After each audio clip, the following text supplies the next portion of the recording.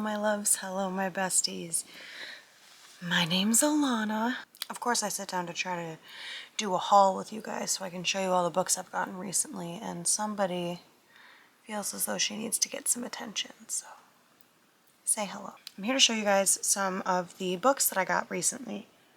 Also my cat drools, so if you see little wet spots, mind your business. So I've gotten a lot of books lately. There's probably about 20-ish next to me. Let me count them.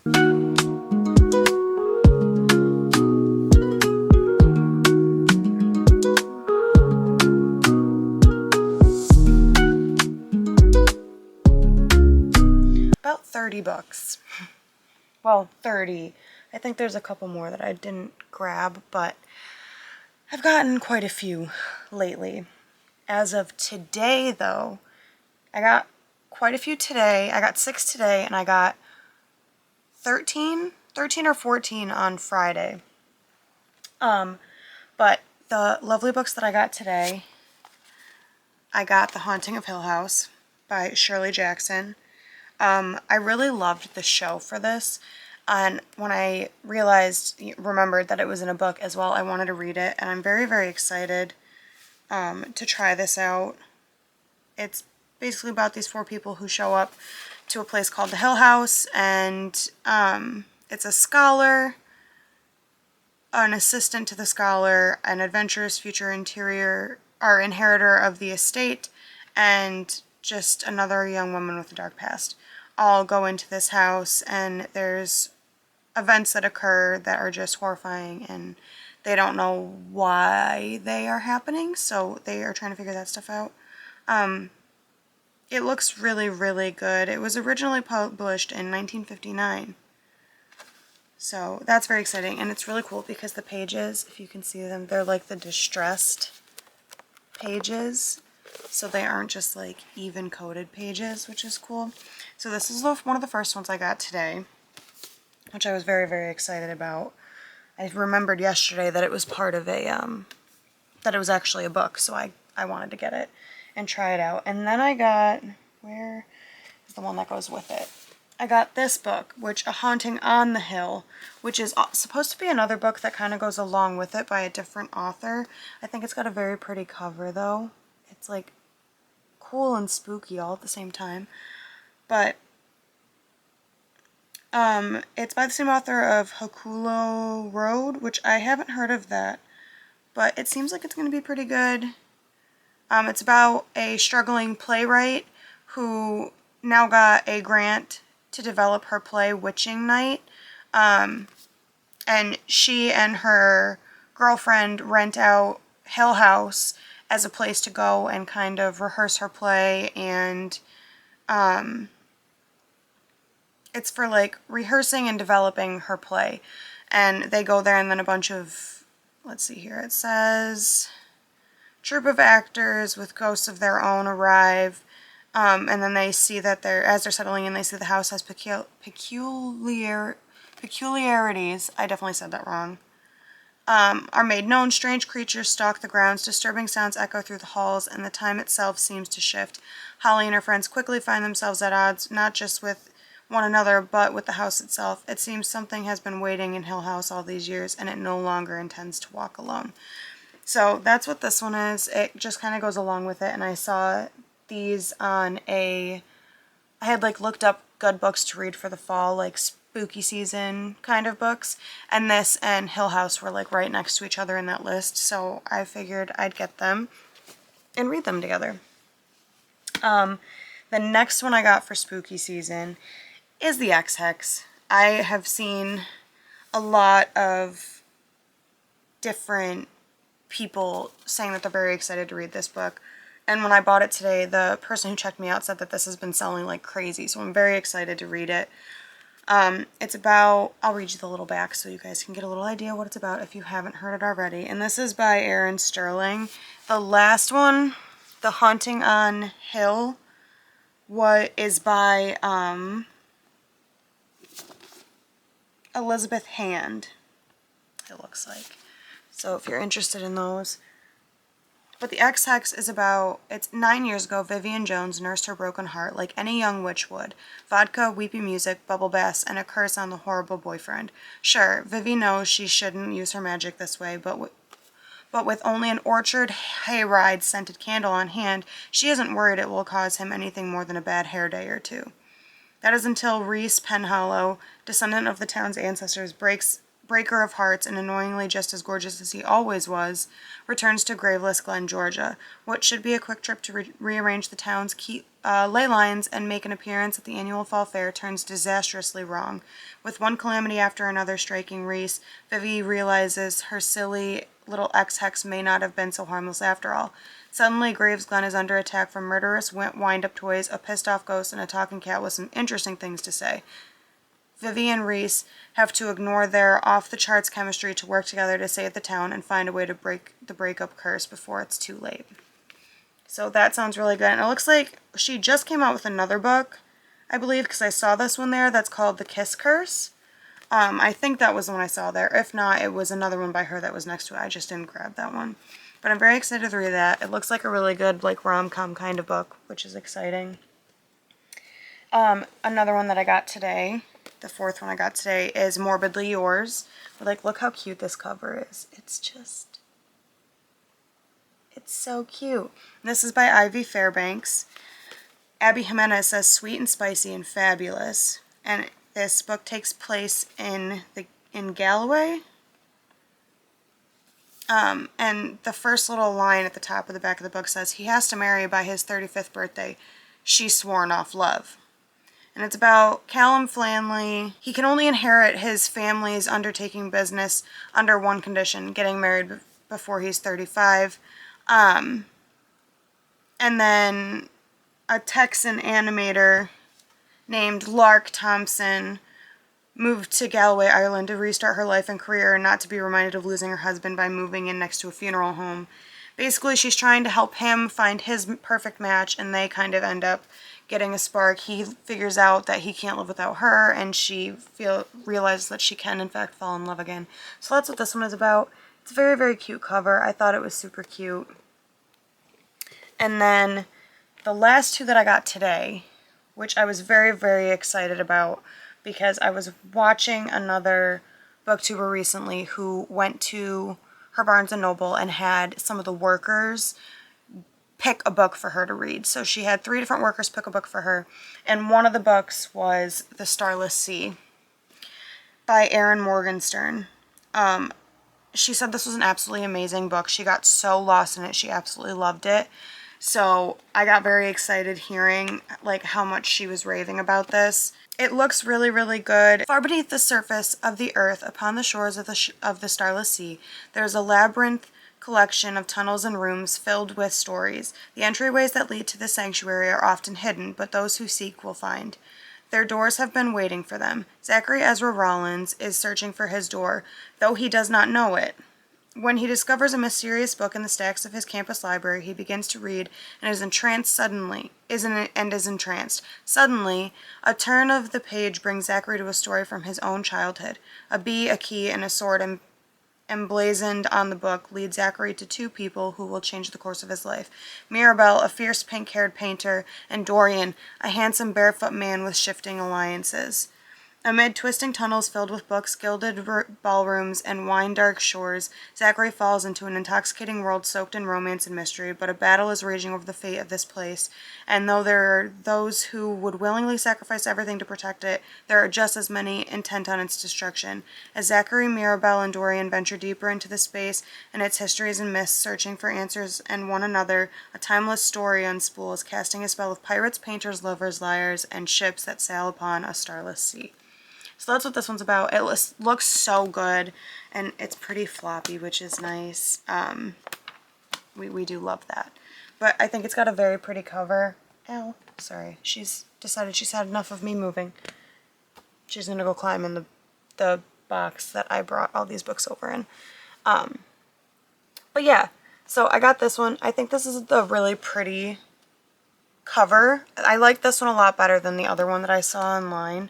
So I'm very excited to try this one. This one might be one of my next reads, I think. I think I'm going to do a TBR video soon. I did just finish the Throne of Glass series, and I have not been able to read for like almost a week because I am sad that it's over. I get in these, it's the same thing that happened with ACOTAR and Fourth Wing. When I read those, I got into this slump afterward, like a depression from finishing it. But all of them are absolutely fantastic series, so please, if you have not read them, please read them because they're so, so good. I love them so much. Throne of Glass is, it's so good. Okay, I'm sorry. I diverged from what I was doing. But then I also got The Night Circus by Erin Morgenstern. The circus arrives without warning. No announcements precede it. It is simply there, when yesterday it was not. Within the black and white striped canvas tents is an utterly unique experience full of breathtaking amazement. It is called Le Cirque de Rêves, and it is only open at night. But behind the scenes, a fierce competition is underway, a duel between two young magicians, Cecilia and Marco, who have been trained since childhood expressly for this purpose by their mercurial instructors. Unbeknownst to them both, this is a game in which only one can be left standing. Amidst the high stakes, Cecilia and Marco soon tumble headfirst into love, setting off a domino effect of dangerous consequences and leaving the lives of everyone from the performers to the patrons hanging in the balance. I think this is going to be my next book because it just sounds so good. Is Assistant to the Villain. I've heard great things. It's by Hannah Nicole Mirror. I'm sure I said that very wrong. But I've also heard really great things about this little froge right here, this little sweet bean. I've heard he's a very fun character. But this is about a girl who loses her job and her family needs a lot of support, and then she loses her job and she gets a job offer from the villain of Renadon, which is the area that this takes place in. And he offers her a job, and she takes it, of course, because she needs it. And then she ends up getting a crush on him. And he's apparently terrifying, temperamental, and undeniably hot. But she basically is working for him, and then she's trying to resist falling for him while also trying to figure out who exactly is sabotaging his work and trying to make sure that they pay for that and trying to protect him. So that's what this one's about, and I'm very, very, very, very, very excited to read it. I do have my bookmark on the prologue ready to go, but I'm really excited to read this one as well. And I was in Lake Placid like a few weeks ago. And you know they have those little like page holder things like that you put on your thumb so when you're reading a book you can hold your pages open with one hand. Look at how cute.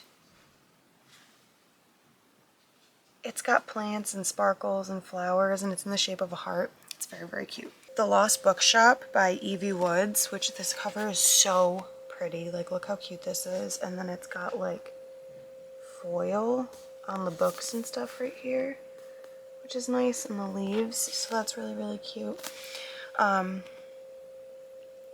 On a quiet street in Dublin, a lost bookshop is waiting to be loved.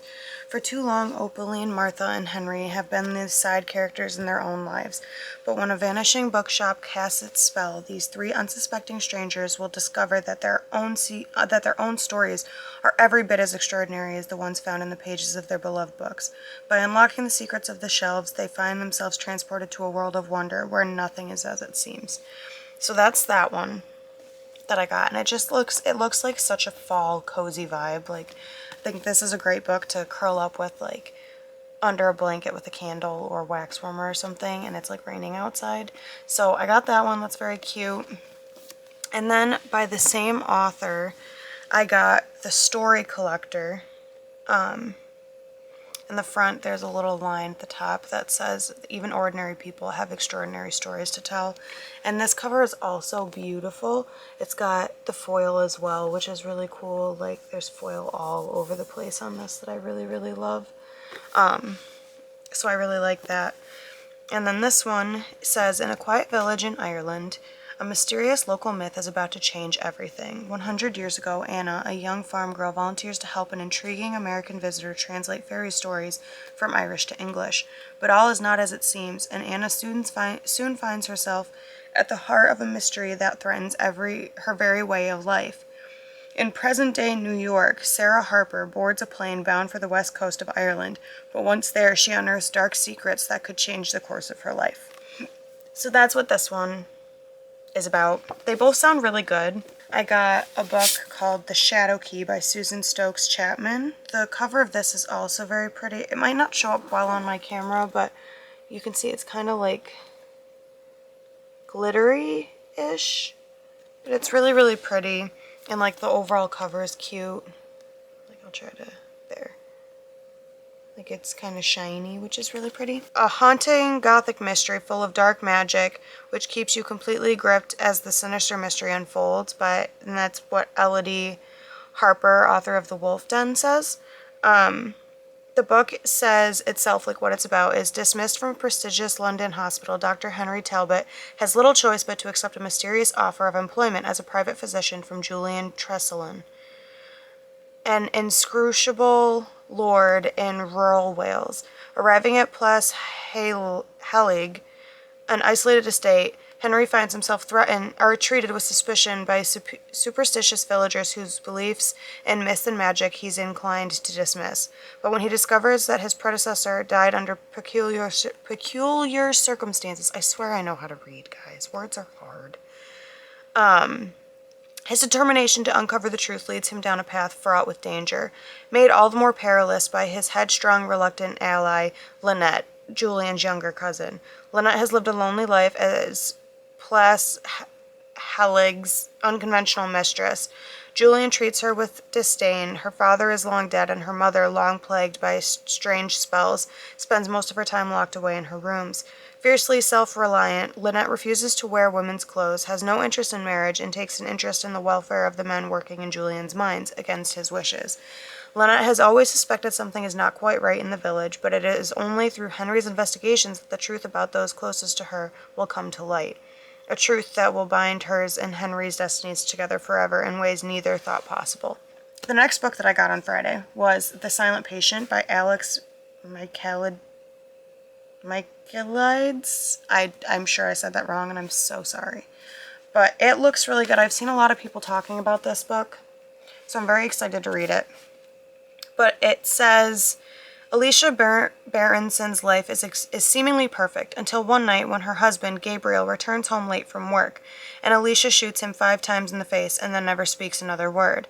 Alicia's refusal to talk or give any kind of explanation turns a domestic tragedy into a mystery that captures the public imagination. And she, the silent patient, is hidden away from the tabloids at the Grove, a secure psychiatric unit in North London. Criminal psychotherapist Theo Faber is captivated by Alicia's story and jumps at the opportunity to work with her. His determination to get her to talk and unravel the mystery of why she shot her husband will take him down a path more unexpected and more terrifying than he ever imagined. So that seems like it's going to be a good, like, little thriller mystery kind of book. I want to try to get into more of this kind of book. Like, I've been reading a lot of fantasy lately. I've always been more into, like, the fantasy. I've been getting a lot into romantasy. Growing up, I really loved reading, like, Harry Potter and Hunger Games, Divergent, like, those kinds of books. So, and Percy Jackson and the Olympians. Oh my god, I love Percy Jackson and the Olympians so much. Some of my favorite YA. But lately I've been getting it, like, I got back into reading at the beginning of this year with A Court of Thorns and Roses series, and then I read Fourth Wing after that, which I also really loved, and then I, like I said, just finished Throne of Glass, so that's, like, been my niche lately, has been, like, the more romantasy stuff. The next book, I got a few. The next book that I got on Friday was Bookshops and Bone Dust by Travis Beldry. It's got a really cute cover. It's got, like, little animals and stuff on it. It's very, very cute. So I really loved that. Sorry about the glare from the screen. Does this make it look better? I don't know if it made it look better, but I tried. So this is High Fantasy First Loves and Secondhand Books. And the little blurb on the back says, Viv is a young, battle-hungry orc, but her career with the notorious mercenary company Rackham's Ravens isn't going as planned. Wounded during the hunt for a powerful necromancer, she's packed off against her will to recuperate in the sleepy beach town of Merk, so far from the action that she worries she'll never be able to return to it. What's a thwarted soldier of fortune to do? Spending her hours at a beleaguered bookshop in the company of its foul-mouthed proprietor is the last thing Viv would have predicted, but it may be both exactly what she needs and the seed of changes she couldn't possibly imagine. Still, adventure isn't all that far away. A suspicious traveler in gray, a gnome with a chip on her shoulder, a summer fling, and an improbable number of skeletons prove Merc to be more eventful than Viv could have ever expected. Which it does look like there's another book by the same author called Legends and Lattes, which I would probably want to get as well. But this seems really cool. It seems like a really fun story. I'm very excited to read it. It's not super long, like the writing's pretty big in it. And I think it's like 332 pages. So not too bad, not a super long book, but it looks like a good October kind of book.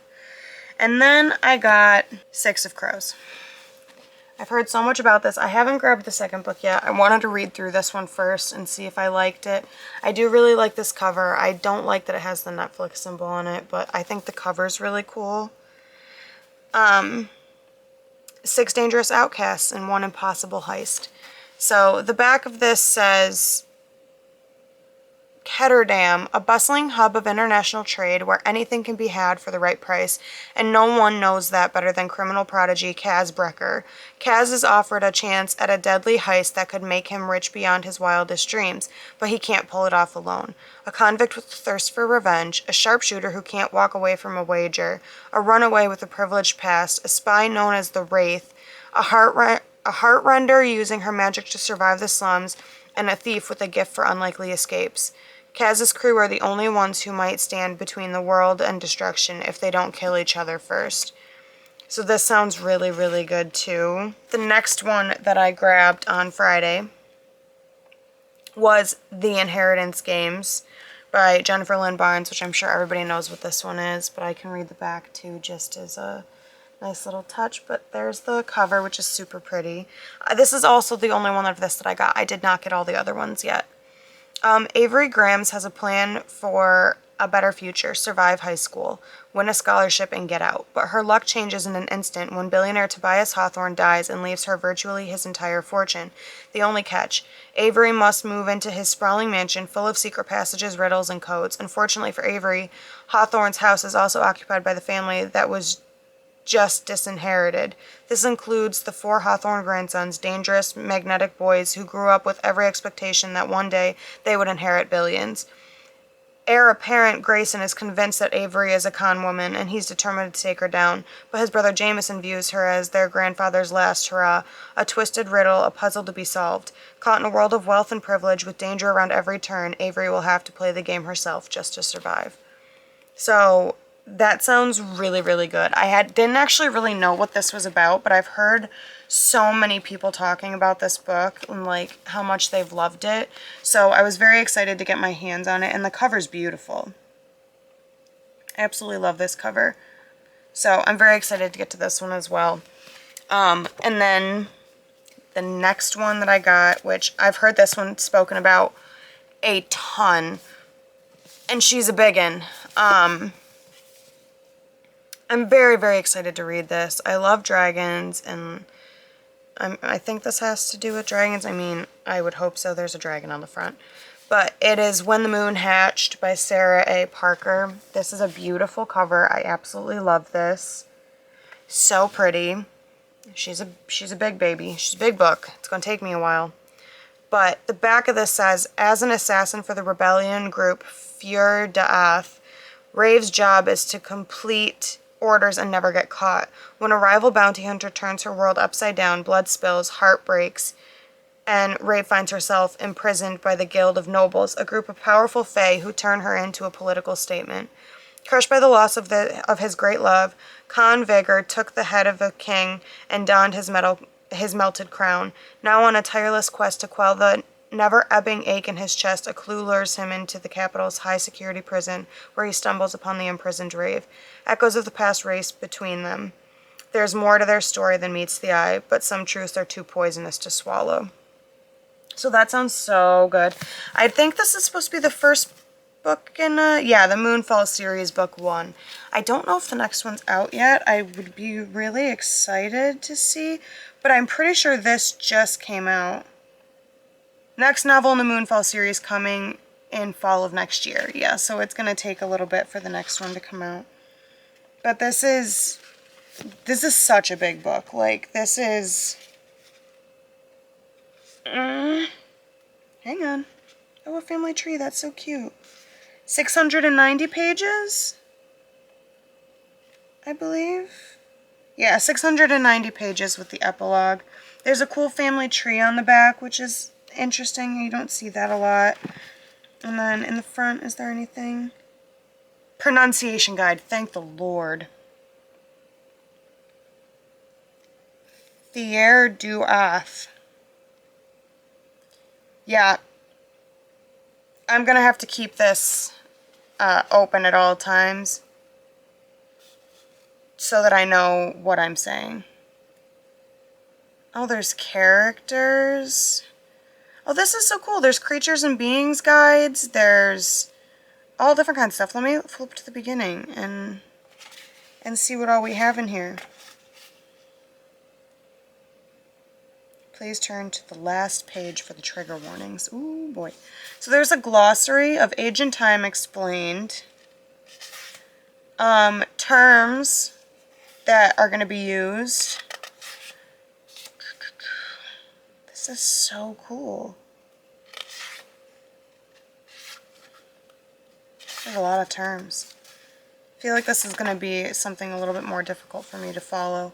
Creatures and beings, which is cool. And then the characters. And then the pronunciation guide. And then the little, like, blurb page right here. Like, look at that. It's got dragons on it. That's stunning. For those who feel small and quiet, spread those wings and roar. This sounds like it's going to be very, very good. I have a really, really strong love, clearly, for fays and dragons. So this is, like, right up my alley, and I'm very excited to read it.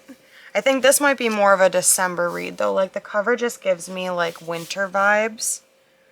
And it's more of a fantasy. I want to get to some more of, like, the thrillers and stuff these next couple of months, like October, November. I actually got The Coven, like a month ago, I think, because I saw it at BJ's when I was there, and, like, just look how stunning that is. It's got flowers, like roses on it, and the inside page is very, very pretty. And then the cover is just black, but it's a very, very pretty, like, the sprayed edges are very nice. And then this one is, I don't know if I'm going to read it, because I got Cursed, too, which is the next one. Which this one's purple flowers, and it's got purple, like, violets along it, which are really pretty. So these are very stunning together. In the little blurb page, for those who love them villainous. First one on the top of the book, it says death is not your end, and on the curse it says death is his undoing. And then this one's little blurb is for those who love them murderous. And then I also got, I've heard a lot of very mixed things about this book. There are some people who have loved it, some people who have DNF'd it. I wanted to try it because I really think this cover is absolutely beautiful, and reading the blurb about it, it seems like something that I would like, but I got this, I'm so sorry for these little weird hiccup things. I got The Spell Shop by Sarah Beth Durst. I'm getting the hiccups. But the cover is stunning. Like, it's absolutely beautiful. Like, look at this little bean. Look at how precious. But it's a very beautiful cover, and I'm really hoping that I like it. But its little blurb is, Keeley has always had trouble dealing with people. Thankfully, as a librarian at the Great Library of Elysium, or Elysium, she and her assistant Kaz, a magically sentient spider plant, have spent the last decade sequestered among the Empire's most precious spellbooks, preserving their magic for the city's elite. When a revolution begins and the library goes up in flames, she and Kaz flee with all the spellbooks they can carry and head to a remote island Keela, I think that's how you say it, never thought she'd see again, her childhood home. Taking refuge there, Keela discovers, much to her dismay, a nosy and very handsome neighbor who can't take a hint and keeps showing up day after day to make sure she's fed and to help fix up her new home. In need of income, Keela identifies something that even the bakery in town doesn't have: jam. With the help of an old recipe book her parents left and a bit of illegal magic, her cottage garden is soon covered in ripe berries. But magic can do more than make a life a little sweeter. So Keela risks the consequences of using unsanctioned spells and opens the island's first ever and much needed secret spell shop. It's like a Hallmark rom-com full of mythical creatures and fueled by cinnamon rolls and magic. The spell shop will heal your heart and feed your soul. So it sounds like it's going to be really good. I really hope that I like it, because there have been quite a few mixed feelings on it. But I'm very excited to try this one out. This seems like another good fall vibe book. The next book that I got was Heavenbreaker. Stars Burn and So Do I. And this is by Sarah Wolf. It's a very cool dust jacket. I really, really like this dust jacket. And the back says, I cannot stop death, but I can make it think twice. So that's really cool. And then it's got these beautiful sprayed edges, which I really enjoyed. So I got it because of the sprayed edges, really. And then when you open it up, let me pull the dust jacket up. When you open it up, look at how stunning this is. Like, that's beautiful. And then you've got foil on the cover, on the hardback, which is really cool. And it's like a person with a sword. So I really loved the cover. I really, really love like sprayed edges and really nice hardbacks. Like, I usually prefer to read a paperback just because they're kind of easier for me to manipulate. I try not to be a spine breaker. I do not like breaking my spines. I do not like breaking my spines, but I do like to collect the hardbacks, and I do read them. But lately, I have been really into reading on my Kindle. I got a Kindle quite recently, so I've been reading a lot on that, mostly because I have fibromyalgia, and sitting and trying to hold a book can get to be a lot with my wrists, and I often have a hard time finding a comfortable position to read in. So having my Kindle makes it a lot easier because I can just like prop it up and use my little clicker to like click through the pages and stuff. So it just makes it a little bit easier with my body and the pain that I feel to be able to read it off of that. But I really do love being able to read a physical book too. So I have a lot of physical books as well that I want to try to intermingle. And I just started getting into audiobooks. So if anybody hasn't read Butcher and Blackbird, the audiobook is fantastic. I finished that last week or the week before, and then on Thursday of last week I started Leather and Lark, which is the second book, and that is also going very well on audiobook. Those are the first two audiobooks I've even tried listening to in quite a while. I tried to listen to one like probably a year or two ago, and I couldn't get used to the narrator, and I feel like it might have just been that narrator, but I think that if I give it more of a chance now, it won't bother me as much with the narrators. But so far, this one's really good, but the first one was absolutely phenomenal with the audiobook, so I highly recommend listening to Butcher and Blackbird on the audiobook because it's very good. Now, when I was in Lake Placid 3 weeks ago, I have been looking for these two books for so long, and every time I went to Barnes, every time I went to Walmart or Target or anywhere, I could not find them in store or online. So I went to this small little bookstore in Lake Placid while I was on a trip with a friend, and I found them. There was only one copy of each, but I finally found them. I've heard that this is absolutely amazing. I was going to read this when I finished ACOTAR, but I couldn't find it, so I never got to. But this cover is stunning. I love this cover. I love fantasy covers. I just think they're so pretty. But this is The Serpent and the Wings of Night by Carissa Broadbent. And then I also got The Ashes and the Star-Cursed King. So I got both of these. I am bothered that this one is softcover and this one is a hardcover. What are you going to do? But I got both of these that I'm very excited to get to. I will read the back of the first one. I'm not going to read the back of the second one in case it gives any spoilers to anybody. I also don't want to read the back of it because I don't want spoilers. But I am going to do the back of The Serpent and the Wings of Night. The adopted human daughter of the night-born vampire king, Oriya, carved her place in a world designed to kill her. Her only chance to become something more than prey is entering the Kajari, a legendary tournament held by the goddess of death herself. But winning won't be easy amongst the most vicious warriors from all three vampire houses. To survive, Oriya is forced to make an alliance with a mysterious rival. Everything about Rain is dangerous. He is a ruthless vampire, an efficient killer, an enemy to her father's crown, and her greatest competition. Yet what terrifies Oriya most of all is that she finds herself oddly drawn to him. But there's no room for compassion in the Kajari. War for the night-born crown brews, shattering everything that Oriya thought she knew about her home. And Rain may understand her more than anyone, but their blossoming attraction could be her downfall in a kingdom where nothing is more deadly than love. I don't know if this cover is anything special. Oh, it is. Look at how pretty this is. Do a little close-up. Look how stunning this hardcover is. That's beautiful. And the back of this one says, "Love is a sacrifice at the altar of power," on the back of this. So that's really, really pretty. I love that. I got Bride by Ellie Hazelwood. Misery Lark, daughter of a powerful vampire councilman, is an outcast. Her days of living anonymously among the humans are over. She has been called upon to uphold an alliance between the vampires and her mortal enemies, the Wares. Wares are ruthless and unpredictable, and their alpha, Lo Morland, is no exception.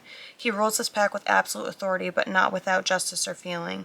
It's clear from the way he tracks Misery's every movement that he doesn't trust her, if only he knew how right he was. Misery has her own reasons to agree to this marriage of convenience, reasons that have nothing to do with politics or alliances, and everything to do with the only thing she's ever cared about, and she is willing to do whatever it takes to get back what's hers. So that sounds really good. I've heard a lot of really great things about this. A lot of people have liked this book, so I'm very excited to get to that one as well. The next one I got, which comes highly recommended by Larry Reads, Larissa. I absolutely love her. She's one of my favorite booktubers, YouTube book people. I absolutely love her. She's fantastic. She's one of my favorites, and she really recommends Red, White, and Royal Blue. It's a sapphic romance. I think that's how you say it, sapphic romance. It's between two males. But it sounds really, really good. The back of it says, when his mother became president of the United States, Alex Claremont Diaz was promptly cast as the American equivalent of a young royal. Handsome, charismatic genius. His image is pure millennial marketing gold for the White House. There's only one problem. Alex has a beef with an actual prince, Henry, across the pond, and when the tabloids get a hold of the photo involving an Alex-Henry altercation, U.S. and British relations take a turn for the worse. Heads of the family and state and other handlers devise a plan for damage control. Stage a truce between the two rivals. What at first begins as a fake Instagrammable friendship grows deeper and more dangerous than either Alex or Henry could have imagined. Soon Alex finds himself hurtling into a secret romance with a surprisingly unstuffy Henry that could derail the presidential campaign and upend two nations. It raises the question, can love save the world after all? Where do we find the courage and the power to be the people we are meant to be? And how can we learn to let our true colors shine through?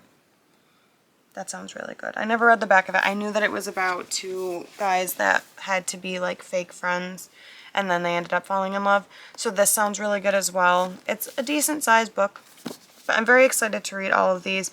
I do really want to get into my romance era, not just romantasy, because obviously I love romantasy. I do want to get more into contemporary romances, which I want to read. Well, I actually have Elsie Silver's Chestnut Springs series on my Kindle that I'd like to read, and a few other like little contemporary romances, not little, because if anybody heard me say that, they'd be pissed.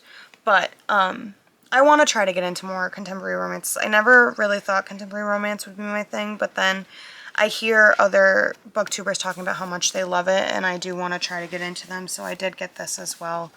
And then I also, another Larry recommends, which this one I had a really hard time getting the sticker off of, but Beach Read by Emily Henry, which is about two authors that each write different genres.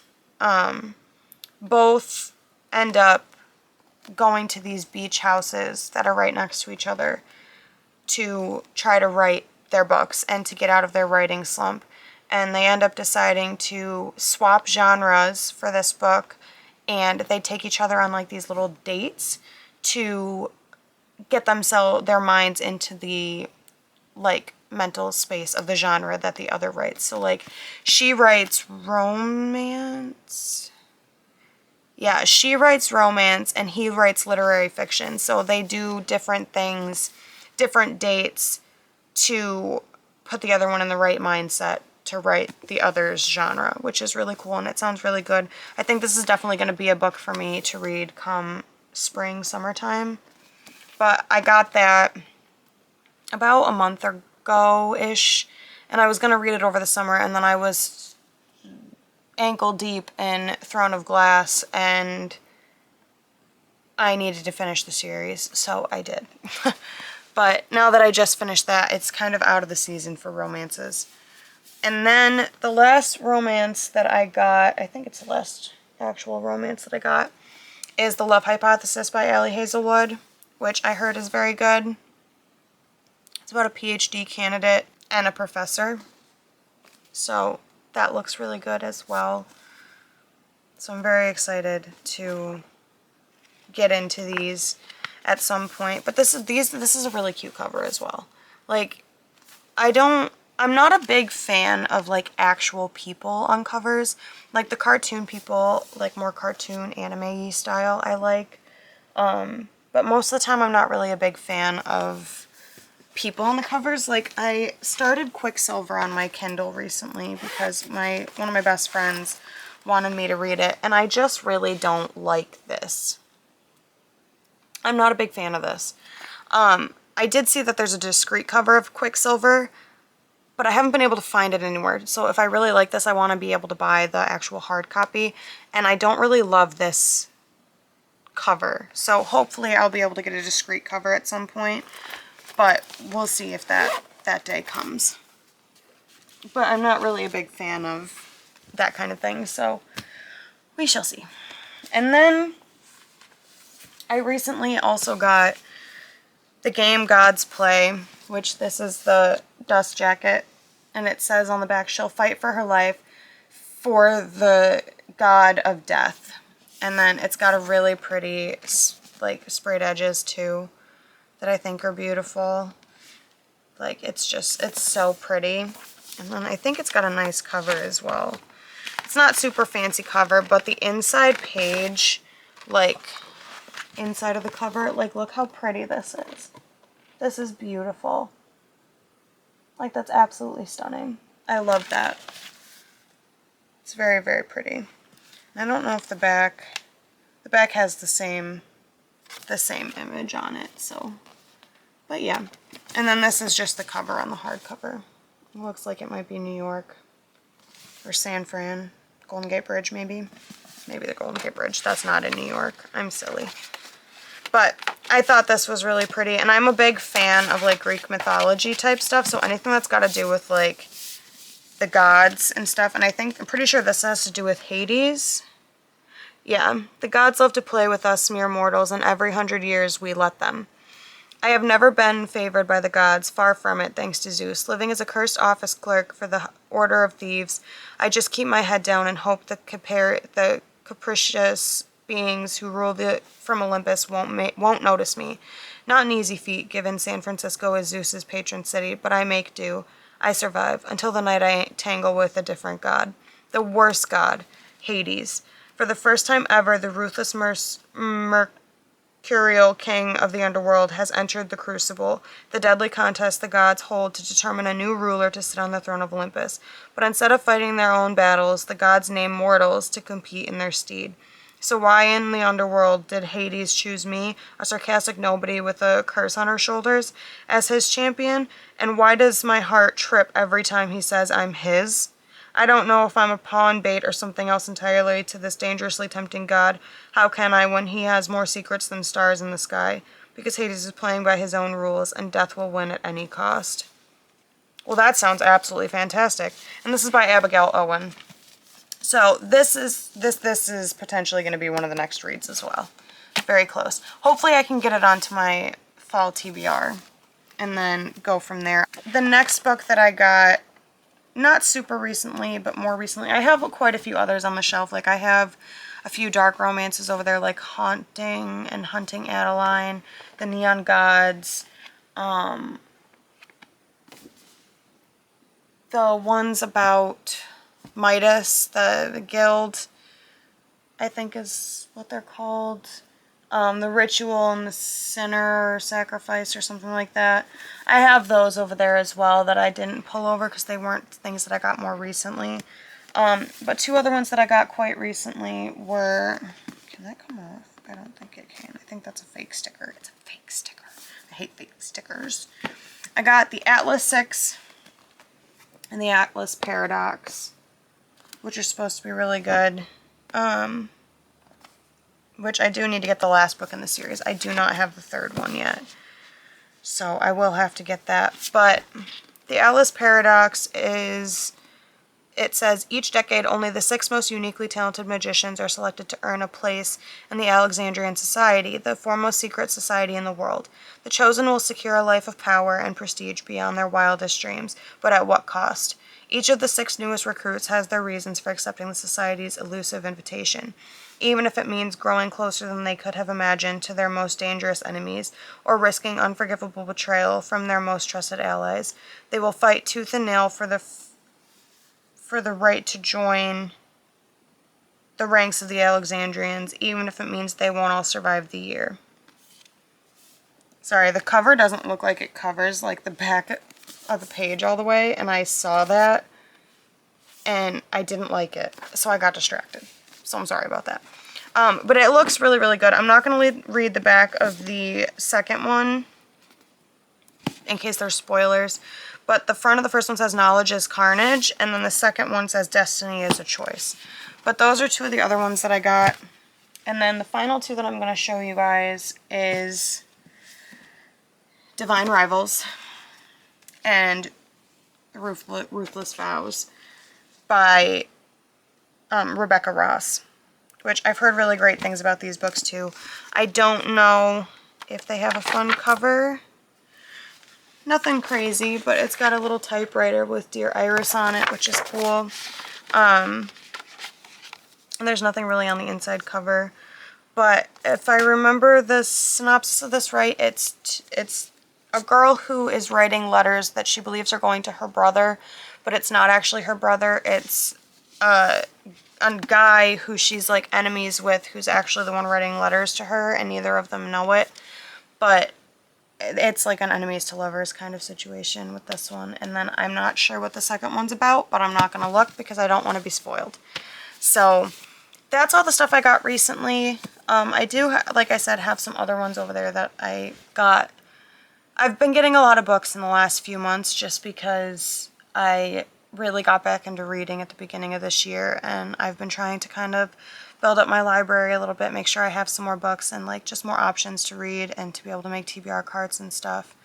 But yeah, I hope you guys enjoyed the video, and I hope to see you guys around soon. I will be getting other videos out shortly. Like, I don't know when this is gonna come out compared to like my fall TBR or like my October TBR or anything like that. But I hope you guys stay happy, healthy, and safe, and I will see you guys in the next one. Bye!